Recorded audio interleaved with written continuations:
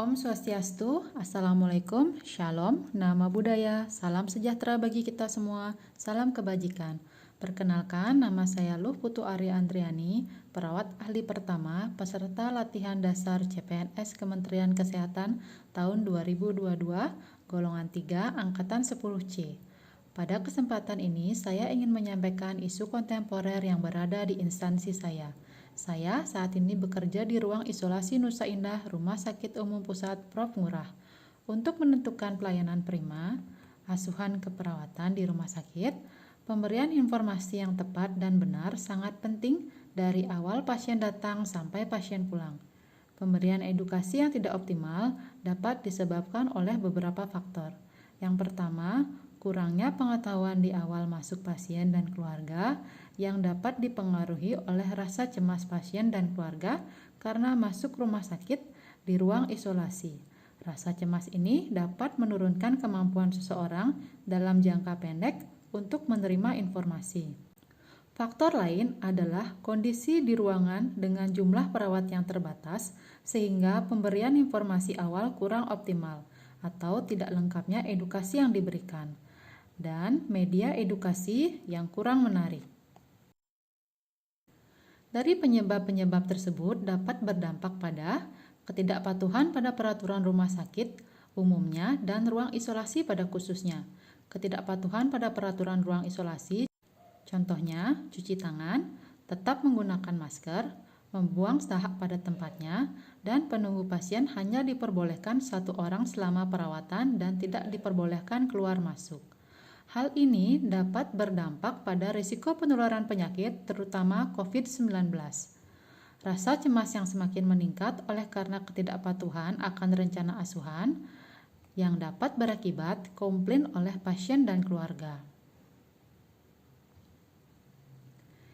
Dari hal tersebut, isu yang dapat saya munculkan adalah kurang optimalnya proses edukasi saat orientasi pasien baru di ruangan isolasi Nusa Indah, kurangnya edukasi mengenai tindakan atau asuhan yang akan dilakukan kepada pasien selama perawatan di ruang isolasi Nusa Indah, dan yang ketiga, kurangnya pemberian edukasi pasien pulang mencakup penggunaan obat, alat bantu yang dibawa pulang, dan aturan diet di ruang isolasi Nusa Indah.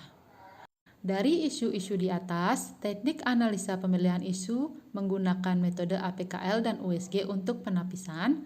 Yang pertama, kurang optimalnya proses edukasi saat orientasi pasien baru, saya mendapatkan memenuhi syarat. Yang kedua, kurangnya komunikasi informasi dan edukasi mengenai tindakan dan asuhan yang akan dilakukan oleh pasien, saya mendapatkan memenuhi syarat. Dan kurangnya pemberian edukasi pasien pulang mencakup penggunaan obat, alat bantu yang dibawa pulang, dan aturan diet memenuhi syarat pula. Dan untuk metode USG, nilai yang tertinggi saya dapatkan pada isu nomor pertama, yang merupakan kurang optimalnya proses edukasi saat orientasi pasien baru di ruang Nusa Indah. Dengan menggunakan teknik analisa fishbone dari manusia, rasa cemas pasien dan keluarga karena masuk rumah sakit di ruang isolasi, kurangnya pemahaman pasien tentang peraturan rumah sakit, terutama ruang isolasi, kurang fokusnya pasien dan keluarga dalam menerima informasi, dan kurangnya perhatian perawat pada pemberian orientasi pasien baru. Dalam hal lingkungan, tidak kondusifnya pemberian KIE di ruangan tipe ward, tidak tersedianya ruang khusus untuk KIE keluarga, kondisi ruang isolasi yang mengakibatkan terpisahnya pemberian edukasi antara pasien dan keluarga, dan mobilitas perawat yang tinggi. Dalam segi material, keterbatasan instrumen orientasi pasien baru yang tersedia, media hanya dapat dilihat sekali saat PPA memberikan edukasi, media yang tidak menarik, dan tidak adanya instrumen edukasi khusus ruang isolasi. Dari segi metode, penyampaian orientasi pasien baru hanya dilakukan dengan ceramah, dan tatap muka hanya dapat dilakukan jika PPA menggunakan APD.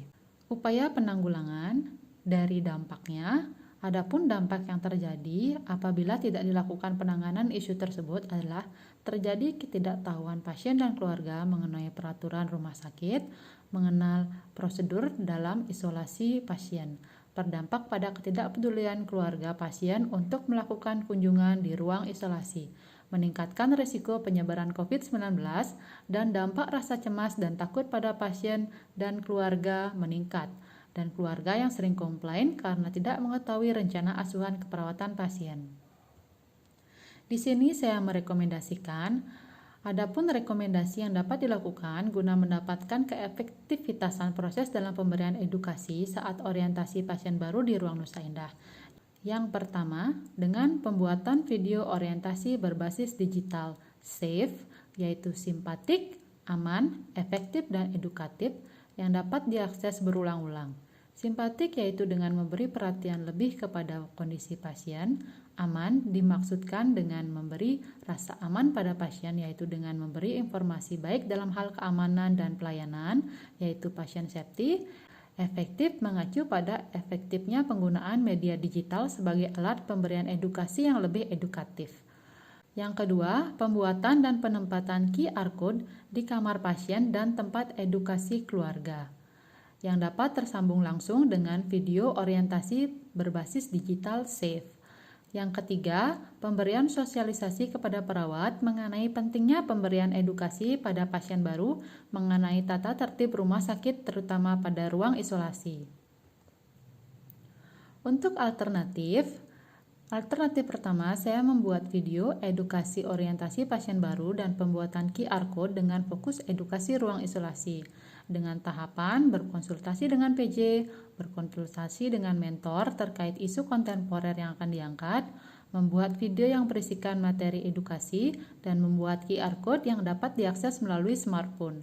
Hasil yang diharapkan mendapatkan persetujuan dari PJ Ruang Nusa Indah dan mentor, pembuatan video edukasi pasien baru yang menarik dan berfokus pada materi isolasi, dan yang ketiga, QR Code dapat berfungsi dengan baik.